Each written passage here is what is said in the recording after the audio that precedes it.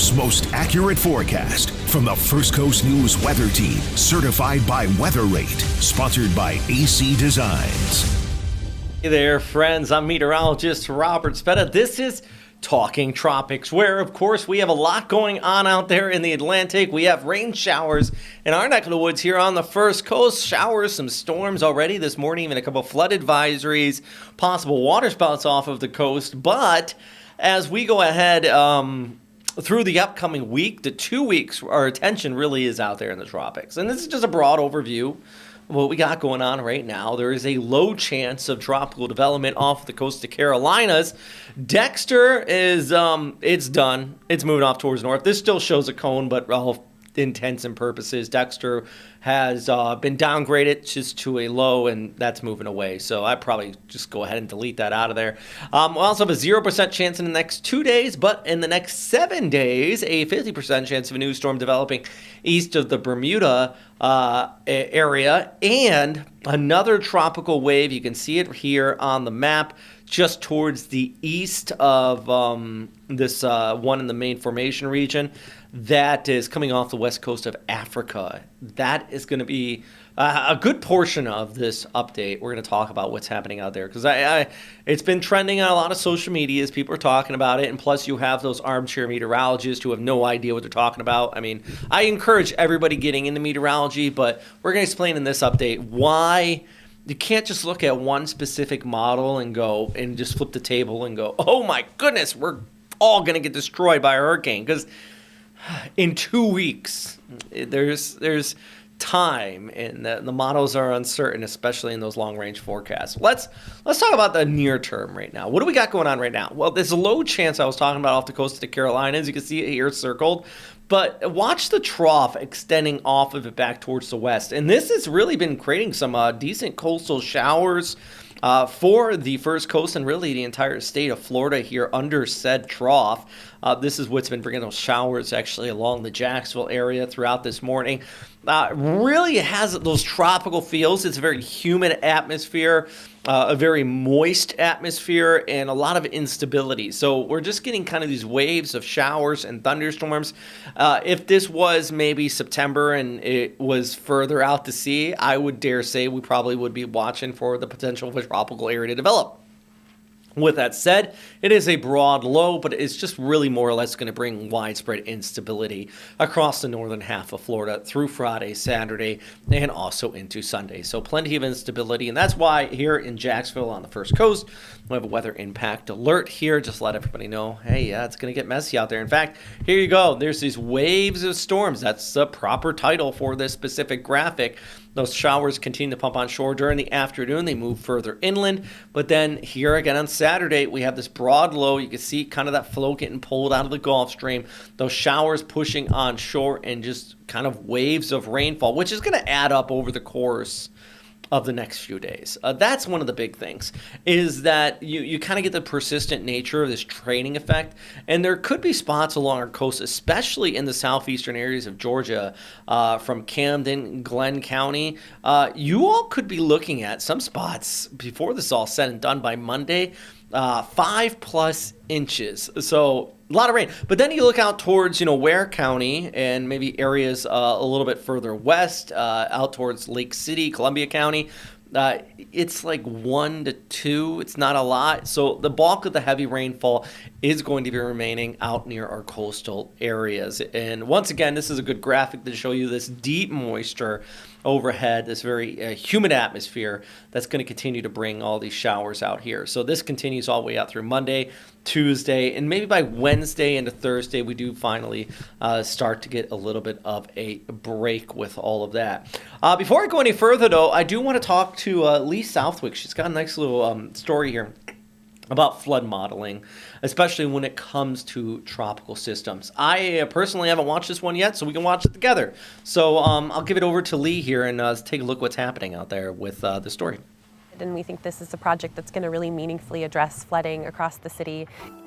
Jacksonville has thrust itself into the forefront of flood modeling. It is the first city in the country to create a compound flood model that will forecast the probability of flooding across the entirety of the river city. The last storm doesn't tell you where the next storm's going to hit. And so this is going to be really the first time that we have a granular picture of where we can experience flooding in real time. The compound flood model will look at things like topography and tributaries and spit out 10,000 possible flooding scenarios. The city will then use a software called Flood ID to input real-time data from an approaching storm like wind speed and direction, tidal height, and expected rainfall, and the model will produce a map of what areas of the city are most likely to experience flooding from a storm. And that'll help them trigger evacuation orders at the right time, handle flow out of different parts of the city as evacuations are happening. The model will help with preparation ahead of an approaching storm in more ways than just issuing neighborhood-specific evacuation orders. And this real-time forecasting system will help our Public Works Department know exactly where we're likely to experience the most severe flooding and make sure that crews are out there clearing storm drains in those parts of the city. And it'll also tell us what time we need to call them back to make sure we're keeping all of our personnel safe. The city has multiple partners helping develop this model. Work on it began in January, and it is about a year and a half away from completion. Jacksonville is on the cutting edge of this modeling, but it wants to be neighborly and set the stage for other flood-prone areas. And it was really important to me that this model be something that can be replicated in other parts of Florida or other parts of the country. So it's all using open data, and that'll make it easier for the next community that wants to tackle compound flood modeling to replicate a model. Well, thank you very much, Lee. And that's important. And more data is better data. And it definitely could help out with any future storm systems. Now, to reiterate, we're not getting a hurricane on the first coast right now, but definitely this moisture flow with this broad trough continuing to impact those areas. I do want to look at the broader tropics. We already got a couple questions here on our social media, and we're going to continue to kind of go through this. And then at the end, I'm going to take some of your questions, but I see Casper already jumping on here talking about that wave coming off the coast of Africa. So let's get to that in a second. First, we got right here, this is our post-tropical low Dexter out there in the North Atlantic. No impacts for anybody outside of some shipping that if you are unfortunate enough to be barreling through this, there's some big mad waves coming off of this across the North Atlantic. Definitely feel for anybody who their routing is failing them today or just a ship's captain who said, you know what? I'm going for it. Meanwhile, down towards the south, it's kind of hard to find. Like, where's our tropical wave out here? It's actually right about in there, a little area of convection. Yeah, I'm not terribly concerned about that one. Moderate risk of development east of Bermuda with it. Can you see it? Let's pull up. Yep, it's like there. That's it, right there. But if we look further towards the east, this one is the one I am a little bit more, not concerned, but definitely eyebrow raising, interested. If we look at the entire tropical outlook, this is the spot, this new tropical wave coming off the coast of Africa, where all the chatter on socials that you're talking about here, you're hearing a lot of people ask about it. You're seeing those pictures on social media that are showing a big old bad storm without context. It feels like more often than not, it's this tropical wave right in here. And Casper already asked, do you think that this could take a similar path as 96L, that other wave further towards the west? And I think it's going to be a little bit different. I'm going to explain why I have these thoughts. So if you are watching on our Facebook or YouTube, ask some questions. We'll get to a lot of those here in a second, but I'm going to try to maybe answer a lot of them right now. First off, this is our overall GFS model, and let's go slowly through this. Friday, Saturday, and a Sunday. And you can see right here, basically just west of the Cape Verde Islands, you have a low kind of developing right in there. That's that pressure. You kind of see that tight circulation. It moves further off towards the west. Let's go back. Okay. So now let's loop through this again, and you can see that low coming off, that tropical wave coming off the west coast of Africa. Let's watch this come through with the GFS. So the first one kind of turns towards the north there. It rounds the Bermuda High. But then based on their GFS model, that Bermuda High kind of builds back in just a little bit. And so our next wave that's like 2 weeks out, you can see it here off of the east coast of Florida. So there's the wave that's currently near Africa. And this is the first wave that's kind of going towards the north. So you have that versus that kind of rounding the Bermuda high. Now, let's take a little bit of a closer view at this. This is that long range guidance. Make sure you look at the date at the top. This is Tuesday, Wednesday, Thursday, Friday of next week. So a full week out, and then about a week and 1 day, 7-8 days out. August 19th, showing right here per the GFS guidance. Ooh, that, yeah, I get it. If you look at this model and you go, this face right here, this is it. Here's the deal. The ECMWF isn't quite as aggressive with the operational. There's a new AI model which has been pretty aggressive. In fact, let's jump over to the ECMWF as we go ahead through. How about out to right there? We can get out to the 17th. I mean, you kind of see a circulation forming up east of Puerto Rico, actually north and east of Puerto Rico. This particular model actually keeps it well towards the east of the United States. And then if we jump over towards the comparison between said models, let's go all the way out here. This is once again due to that tropical wave coming off of the west coast of Africa. It still isn't being advised on by the National Hurricane Center, but this would be next week, the 18th, GFS versus the European. This is where this is why a lot of us are raising eyebrows. It's not only because one model is showing a big storm, but because multiple models are kind of showing something. They're not agreeing on anything. They're not agreeing on intensity nor track, but they both show something. And this, I like this graphic. This is SpaghettiOs, courtesy of weathermodels.com right here, with the GFS Ensemble. Now remember, so if you look at the an operational model, this pretty model, now how about this one, right? Let's go back to this graphic right here. So you have this nice model right here. It's showing the GFS. You have to remember that this is run up by a supercomputer, right? A supercomputer actually does like 30 runs of this particular output, and then it averages it all together. And then this is what your final output looks like right here. And that's good, because if it did it once and it only took in one set of variabilities, you're never going to be right. So you do like 30, 40 variabilities with the supercomputers, and then you average it together based on, air, and that's why, models are much more accurate, because they're kind of looking at a multitude of factors. But what we can do is look at the ensemble, and this is what it means by ensemble, is we're basically taking this operational model and then just ripping it apart and looking at each individual run within said operational model. And this is the latest GFS, what I just showed you right there, showing a fairly decent storm off of the east coast of Florida. But the ensembles within the operational on top of that are showing all sorts of confidence that something is going to be east of Florida or east of the Carolinas. The ECMWF has been very similar as well. And this is why when we're looking at the long range, we're saying, hey, we don't want you to panic, but there is an increasing chance more and more that something likely is going to be out there by mid-August, probably sometime 15th to the 20th. Right here, we're showing you the 20th, kind of the end game of where this could be approaching the East Coast. With that said, even with those operational models and the breaking down the ensemble here, there is still uncertainty, obviously. And right here, the green showing you high pressure, the yellow showing you low pressure.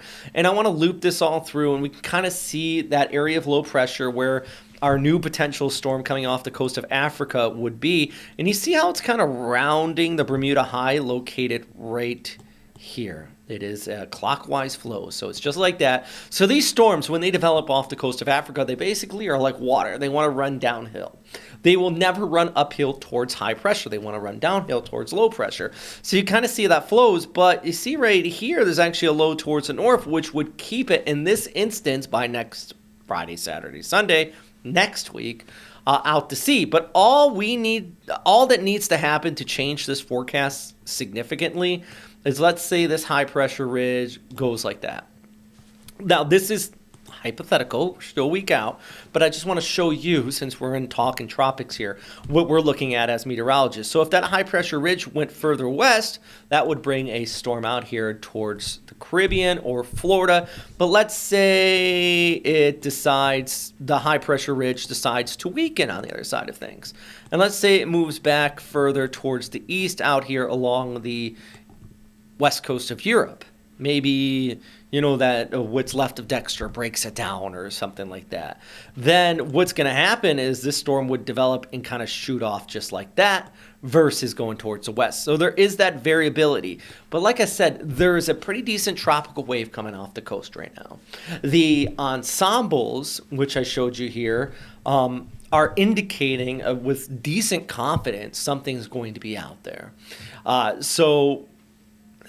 And sea surface temperatures are warm enough. I mean, the shear would be reduced. We do have some Saharan dust in the area we have to contend with that should hinder significant development. But if it avoids the thick Saharan dust, then, yeah, we could have at least a storm system on our hand, maybe something more. So, yeah, it's one of those tiny things where I hate saying you have to sit back and wait, to be quite frank, because I get it. From a viewer's perspective, you're like, can you just tell me if it's going to rain? But it is one of those times, and this is a good reason when we're talking about those long-range forecasts, and I'm talking about those initial variabilities, but chaos theory, right? You have those initial variabilities, but if they even slightly change from model run to model run or day to day, it can make a big difference in that extended forecast. And that's what makes predicting the future so difficult, is chaos theory, especially the further out you go. If it's only 1 or 2 days, yeah, we got some pretty decent confidence of what's going to be happening. But if it's a week and a half in the tropics with an area that really hasn't developed yet, doesn't have a low-level tight circulation, there's a vast amount of variability. We also have our August kind of climatology we like to look at too, which, based on where this wave is right now and based on that long-range outlook, the Climo says something should be forming there.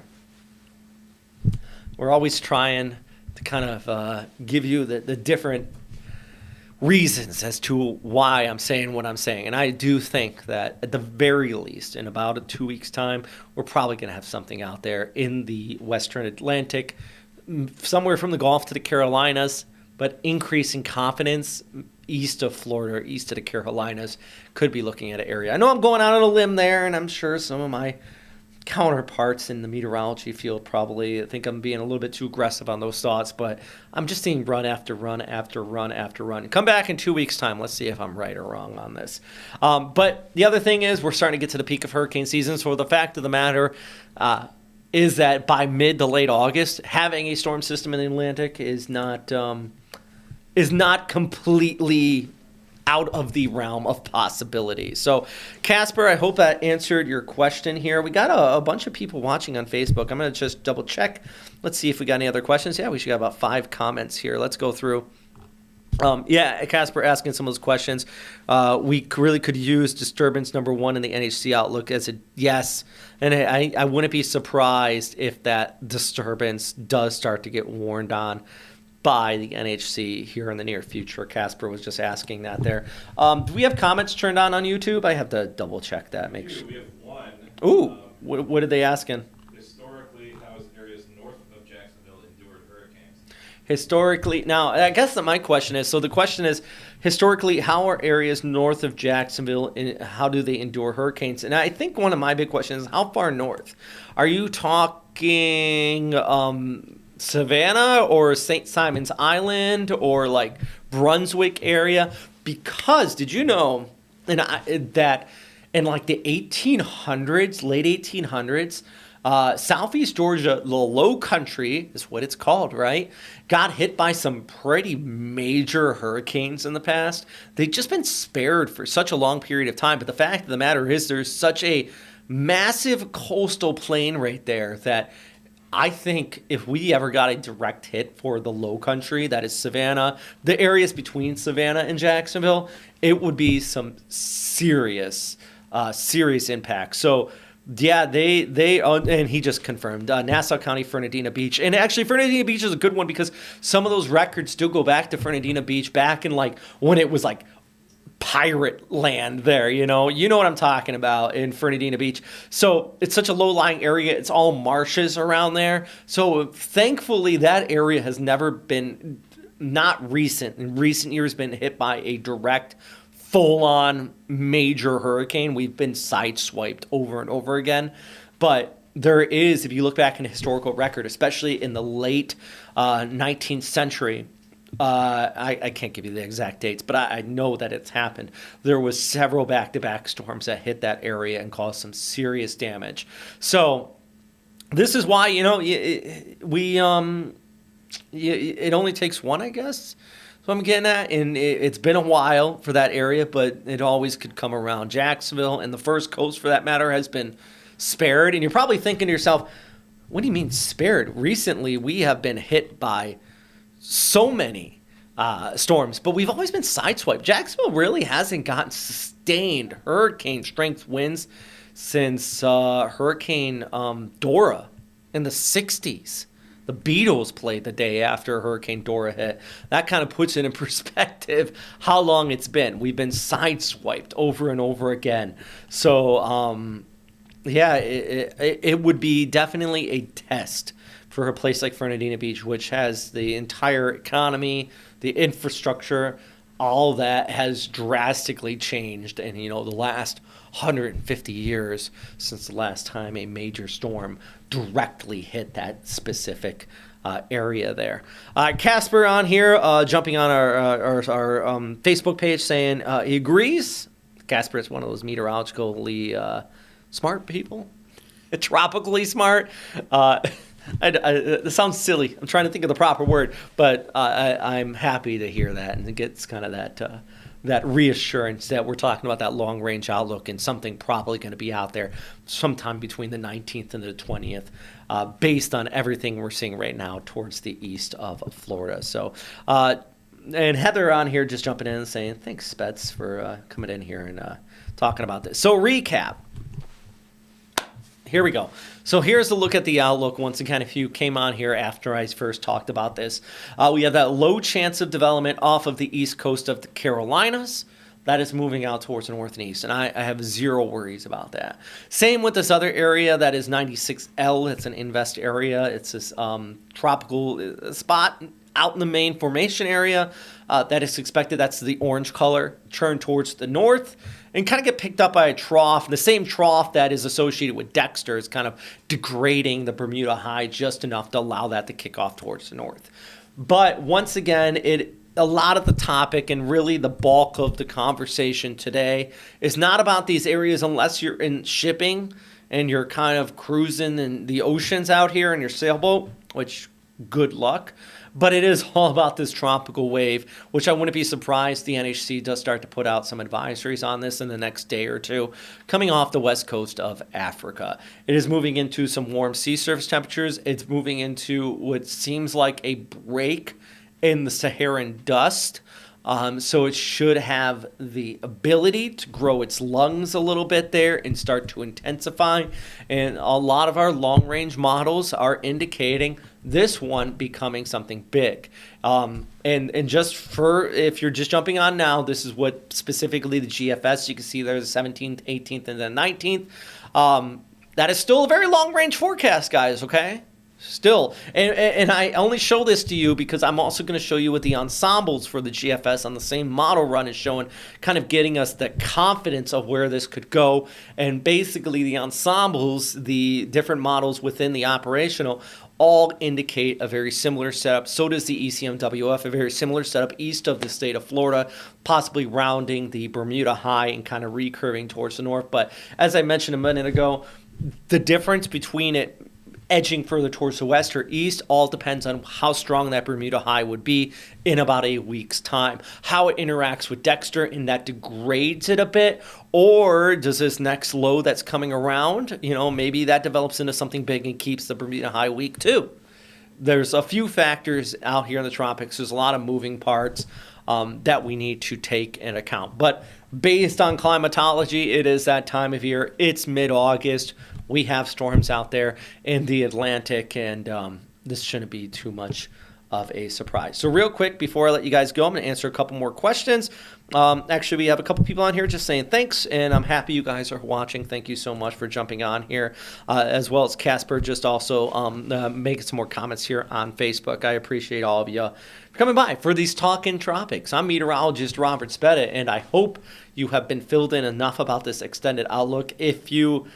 The problem is, this deep, detailed discussion on this is only going to be viewed by the people who are keenly interested in meteorology. So do me a solid favor, okay?